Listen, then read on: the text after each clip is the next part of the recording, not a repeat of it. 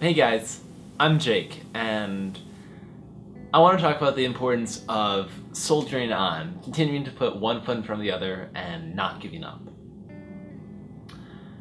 Life comes in cycles. It's amazing at some times. It's the best feeling in the world.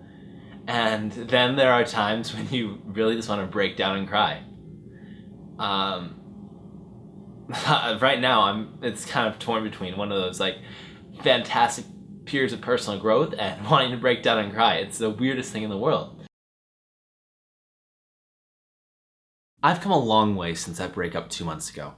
It's been a very painful, arduous process, but I was completely right. This was one of the best periods of personal growth that I have ever had. I want to share with you the 3 tips that helped me the most to help you get through it even better than I did. Number 1, give yourself some space. Number 2, view your ex as a person. And number 3, keep going. So what do I mean by give yourself some space? I mean this in every sense of the word. Give yourself some space mentally, physically, and digitally. Mentally, get yourself a larger purpose in life, something that you can completely devote yourself to for a little bit of time. Also, having something to do will get you out of the house, which is the other sense of the word, which is get yourself out and do something fun, whether that's getting a massage, going out and eating at a new restaurant with friends, or my personal favorite, just going out and taking a walk, whether that was by myself or with friends. It got me out of wallowing by myself, and instead it got me to feel a lot better. Finally, I also deleted all digital content from my phone. This seems like a drastic step, but it really helped because it kept me from being reminded of my ex throughout the day. Seeing her picture, hearing her name, or even just looking at places where we had been together brought me to tears during the first week. So the last thing I needed to do was see a random text from her or come across a random picture from her on my phone in the middle of the day. So what I did was I moved all of that content onto my computer and deleted everything from my phone. I also gave her number to my friend so I didn't have that impulse to go and text her, which is something that you're going to go through. So let me summarize this point. Give yourself some space mentally by getting a purpose, something that you can devote yourself to stop thinking about your ex so much. That's also going to give you some time to give yourself some space physically. If you can take a vacation, great. If not, schedule a bunch of fun activities that get you out of the house, get you going. It seems like a burden, but in actuality, it's a blessing in disguise. And finally, delete all of that content from your phone, or at least move it onto your computer. It's fine to review that, and it's something that you're going to want to do. But seeing that throughout the day is not going to help you, and if anything, it's going to cause you to have this random breakdown in the middle of your day, and you don't want that. Also, 2 things that helped give me some space was both reading, specifically Meditations by Marcus Aurelius, which is a fantastic book about overcoming pain, especially after a breakup or any emotional pain. This is one of the best books that I could possibly recommend to you right now. And actual meditation, which gave me a chance to quiet down my mind, not to do anything, and just accept how I was feeling. Number 2, treat your ex like a person. Whether you hate them completely or love them absolutely, you're wrong. They're a person, they have pros and cons. I was absolutely obsessed with getting my ex back because I thought she was the perfect girl for me, and I was wrong. Okay?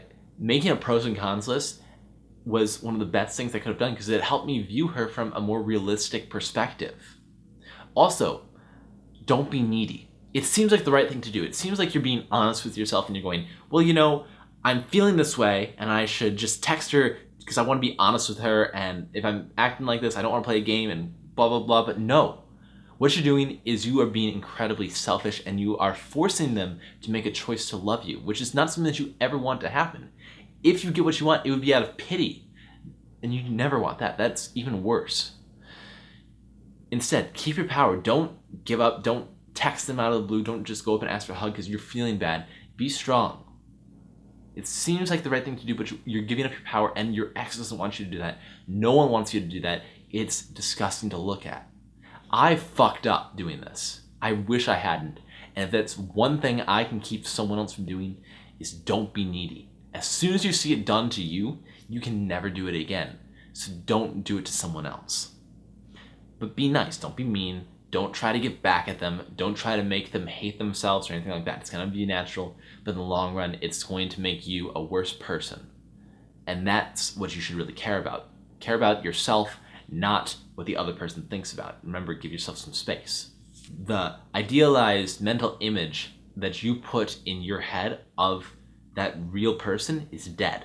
There's no way to go back to that. You can only progress forward. And now I'm not saying that you can never get back together with them, but you can never go back to the way things were exactly. It's going to change. Now that's fine, and with enough talking, if things work out, you can get back together with them, but it's going to take a realistic perspective from you, treating them like a person, and keeping your power if you want to do so. And then finally, keep going.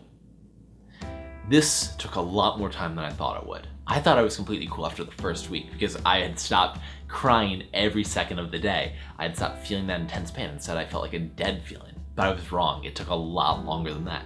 And it took a few more bad interactions where I was needy or she kind of fucked me over in some way to really get over everything completely. It took 2 months before I felt comfortable making this video. And I have to say that I wish I knew how long it was going to take.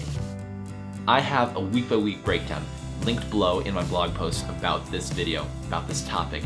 I really hope that you're gonna go check it out so you can see exactly how I felt every single week. Additionally, the reason why I was able to keep going is because I was so open about how I was feeling with all my friends and family. I leaned on their support heavily during this period. I would just go out and do things with them. I would call them, let them know how I was feeling. I would sometimes just sit on the phone and not say anything because I just wanted to know that someone was there with me. And that's fine.